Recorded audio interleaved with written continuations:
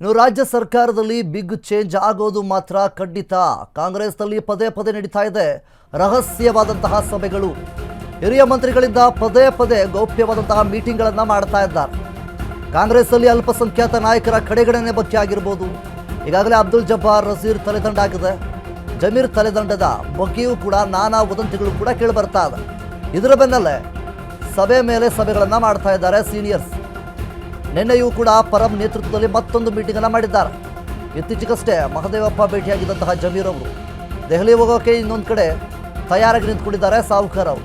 So ರಾಜ್ಯದ ಸರ್ಕಾರದಲ್ಲಿ ಒಂದು ಸಾಕಷ್ಟು ಬೆಳವಣಿಗೆಗಳು ಕೂಡ ನಡೀತಾ ಇದೆ. ಸಾಕಷ್ಟು ಚರ್ಚೆಗಳು, ಗೊಂದಲಗಳು ಎಲ್ಲವೂ ಕೂಡ ನಡೀತಾ ಇದೆ. ರಹಸ್ಯವಾದಂತಹ ಮೀಟಿಂಗ್ಗಳನ್ನು ಮಾಡ್ತಾ ಇದ್ದಾರೆ. ಇನ್ನೊಂದು ಕಡೆ ಸತೀಶ್ ಜಾರಕಿಹೊಳಿ ಅವರು ಹೈಕಮಾಂಡ್ ಅವರನ್ನು ಭೇಟಿ ಮಾಡಿ ಏನೇನೆಲ್ಲ ಆಯಿತು, ಈ ಒಂದು ಉಪಸಮರದಲ್ಲಿ ಏನೆಲ್ಲ ಗೊಂದಲಗಳಾಯಿತು ಅನ್ನುವಂತಹ ಮಾಹಿತಿಗಳನ್ನು ನೀಡೋದಕ್ಕೆ ಸತೀಶ್ ಜಾರಕಿಹೊಳಿ ಅವರಿದ್ದಾರೆ. ಇನ್ನೊಂದು ಕಡೆ ಜಮೀರ್ ಅಹಮದ್ ಅವರಾಗಿರ್ಬೋದು, ಅವರು ಕೂಡ ಸಭೆಗಳನ್ನು ಮಾಡ್ತಾ ಇದ್ದಾರೆ. ಸೊ ಈಗ ಸದ್ಯದ ಮಟ್ಟಿಗೆ ಸಾಕಷ್ಟು ಗೊಂದಲದಲ್ಲಿದೆ. ಏನೇನೆಲ್ಲ ಆಗ್ತಾ ಇದೆ ಅನ್ನುವಂಥದ್ದು ಕೂಡ ಒಂದು ಕಡೆ ಕ್ವೆಶ್ಚನ್ ಆಗಿದೆ.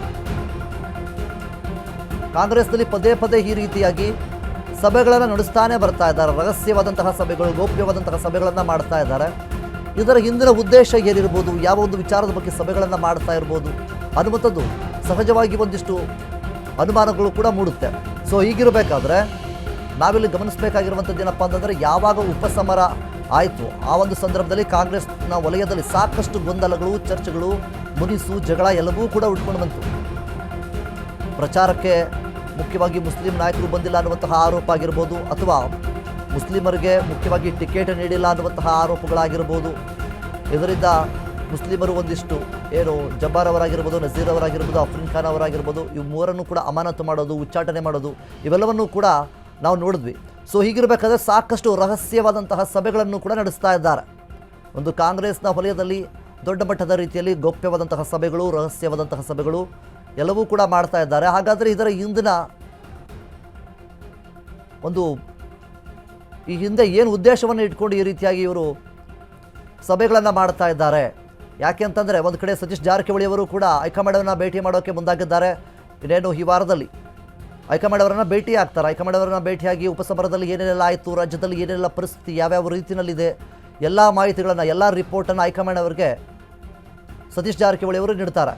ಇನ್ನೊಂದು ಕಡೆ ಜಮೀರ್ ಅಹಮದ್ ಖಾನ್ ಅವರು ಕೂಡ ಒಂದಿಬ್ಬರನ್ನು ಭೇಟಿ ಮಾಡೋದಾಗಿರ್ಬೋದು, ಸಭೆಗಳನ್ನು ಮಾಡೋದಾಗಿರ್ಬೋದು, ಎಲ್ಲವೂ ಕೂಡ ಇಲ್ಲಿ ಒಂದು ಕಡೆ ಪ್ರಶ್ನೆ ಆಗ್ತದೆ. ಸೊ ಈ ಒಂದು ಹೊತ್ತಿನಲ್ಲಿ ಸಿಎಂ ಸಿದ್ದು ಪಾಳೆಯ ಫುಲ್ಲು ಆ್ಯಕ್ಟಿವ್ ಆಗಿದೆ. ಒಂದು ಕಡೆ ಸಿಎಂ ಆಪ್ತ ಮಂತ್ರಿಗಳಿಂದ ನಿರಂತರವಾದಂತಹ ಮೀಟಿಂಗನ್ನು ಮಾಡ್ತಾ ಇದ್ದಾರೆ. ಸಿಎಂ ಮೌನವಾಗಿದ್ದಾರೆ. ರಾಜ್ಯ ಕಾಂಗ್ರೆಸ್ನಲ್ಲಿ ಭಾರಿ ಚರ್ಚೆ ನಡೀತಾ ಇದೆ. ಸಾಲು ಸಾಲು ಸಭೆಗಳ ಹಿಂದಿರೋದಾದರೂ ಯಾರು? ಸಿಎಂ ಅಸಹಾಯಕರಾಗಿದ್ದಕ್ಕೆ ಸಾಲು ಸಾಲು ಸಭೆಗಳು ನಡೀತಾ ಇದೆ. ಸೊ ಸಿಎಂ ಆಪ್ತರಿಂದ ಈ ರೀತಿಯಾಗಿ ಸಭೆಗಳು ನಡೀತಾ ಇದ್ದಾವಾ ಅನ್ನುವಂಥದ್ದು ಕೂಡ ಒಂದು ಕಡೆ ಪ್ರಶ್ನೆ ಆಗುತ್ತೆ. ಡಿ ಕೆ ವಿರುದ್ಧ ಮತ್ತೊಂದು ರಣತಂತ್ರವನ್ನು ರೆಡಿ ಆಗ್ತಾ ಇದೆಯಾ? ಡಿ ಕೆ ವಿರುದ್ಧವಾಗಿ ರಣತಂತ್ರವನ್ನು ಹೂಡ್ತಾ ಇದ್ದಾರಾ ಇಲ್ಲಿ ಅನ್ನುವಂಥದ್ದು ಕೂಡ ಒಂದು ಕಡೆ ಪ್ರಶ್ನೆ ಆಗುತ್ತೆ.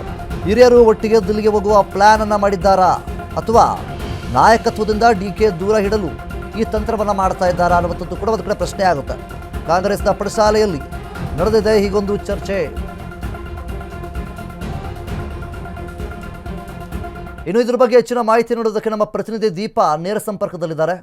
ದೀಪಾ, ಮುಖ್ಯವಾಗಿ ಈ ಒಂದು ರಾಜ್ಯ ರಾಜಕಾರಣದಲ್ಲಿ ಸಾಕಷ್ಟು ಬೆಳವಣಿಗೆಗಳು ಕೂಡ ಆಗ್ತಾ ಇದೆ, ಸಾಕಷ್ಟು ಗೊಂದಲಗಳು ಕೂಡ ಇದೆ. ಮುಖ್ಯವಾಗಿ ಒಂದು ಕಡೆ ಉಪಸಮರದ ಒಂದು ವಿಷಯ ಆಗಿರ್ಬೋದು, ಅದರ ಜೊತೆಗೆ ಸತೀಶ್ ಜಾರಕಿಹೊಳಿ ಅವರು ಹೈಕಮಾಂಡ್ನ ಭೇಟಿ ಮಾಡೋದಕ್ಕೆ ಮುಂದಾಗ್ತಾ ಇದ್ದಾರೆ. ಇದೆಲ್ಲದರ ಮಧ್ಯೆ ಸಾಕಷ್ಟು ರಹಸ್ಯವಾದಂತಹ ಸಭೆಗಳು ಕೂಡ ನಡೀತಾ ಇದೆ. ಸೊ ಇದ್ರ ಬಗ್ಗೆ ಏನೆಲ್ಲ ಬೆಳವಣಿಗೆಗಳಾಗಿದೆ?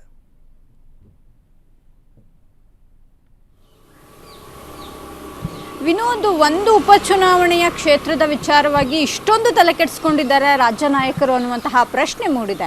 ಯಾಕಂದರೆ ರಹಸ್ಯ ಸಭೆಗಳು ಮುಂದುವರೆದಿರುವಂತಹದ್ದು, ಪ್ರತಿನಿತ್ಯವೂ ಜಮೀರ್ ಒಬ್ಬರನ್ನ ಮೀಟ್ ಮಾಡ್ತಾ ಇರುವಂತಹದ್ದು, ನೆನ್ನೆಯೂ ಕೂಡ ಪರಮೇಶ್ವರ್ ನೇತೃತ್ವದಲ್ಲಿ ಸಭೆ ನಡೆದಿರುವಂಥದ್ದು, ಎಲ್ಲವೂ ಕೂಡ ಒಂದಿಷ್ಟು ಗೊಂದಲಗಳು, ಸಮಸ್ಯೆಗಳು ಇದ್ದಾವೆ ಅನ್ನುವಂತಹದ್ರ ಜೊತೆಗೆ ಇಲ್ಲೇನೋ ಬೇರೆ ನಡೀತಿದೆ ಅನ್ನುವಂತಹ ಪ್ರಶ್ನೆಯನ್ನು ಕೂಡ ಹುಟ್ಟು ಹಾಕ್ತಿದೆ. ಯಾಕಂದರೆ ಉಪಚುನಾವಣೆಯಲ್ಲಿ ಯಾರು ಕೆಲಸ ಮಾಡಿಲ್ಲ ಅಂಥವರ ವಿರುದ್ಧ ಕ್ರಮ ಕೂಡ ಆಗಿದೆ. ಆ ಕ್ರಮಕ್ಕೆ ಸಂಬಂಧಪಟ್ಟಂತೆ ಇಷ್ಟೊಂದು ಡೆವಲಪ್ಮೆಂಟ್ಸ್ಗಳು, ಅದರ ಭಾಗವಾಗಿ ಇಷ್ಟೆಲ್ಲ ಮೀಟಿಂಗ್ಗಳು ಬೇಕಾ ಅನ್ನುವಂತಹದ್ದು ಇಲ್ಲಿ ಕುತೂಹಲಕ್ಕೂ ಕೂಡ ಕಾರಣ. ಆಗಿದೆ. ಇದೆಲ್ಲವೂ ಕೂಡ ಬಂದು ಸೇರ್ತಾ ಇರುವಂತಹದ್ದು ನಾಯಕತ್ವ ವಿಚಾರವಾಗಿ. ಗೊಂದಲಗಳು ಮುಂದುವರೆದ್ರೆ ಹೈಕಮಾಂಡ್ ನಾಯಕರು ಯಾವುದರ ಬಗ್ಗೆಯೂ ಕೂಡ ತಲೆ ಕೆಡಿಸ್ಕೊಳ್ಳೋದಿಲ್ಲ ಅನ್ನುವಂಥ ನಿಟ್ಟಿನಲ್ಲಿ ಏನಾದರೂ ಈ ರೀತಿಯಾದಂತಹ ತಂತ್ರಗಳನ್ನು ಮುಂದುವರಿಸಿದ್ದಾರಾ ನಾಯಕರು ಗೊತ್ತಿಲ್ಲ.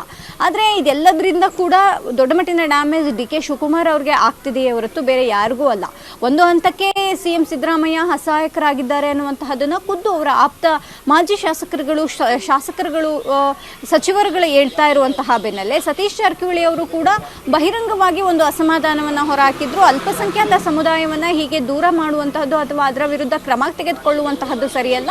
ನಾನು ಡಿ.ಕೆ. ಶಿವಕುಮಾರ್ ಜೊತೆ ಕೂಡ ಮಾತನಾಡ್ತೇನೆ ಅನ್ನುವಂಥದ್ದು. ಇದರ ಜೊತೆಗೆ ಅವರು ಈ ವಾರದ ಕೊನೆಯ ದಿನಗಳಲ್ಲಿ ದೆಹಲಿಗೂ ಕೂಡ ತೆರಳ್ತಾರೆ ಅನ್ನುವಂತಹದ್ದು ಕೂಡ ಇದೆ.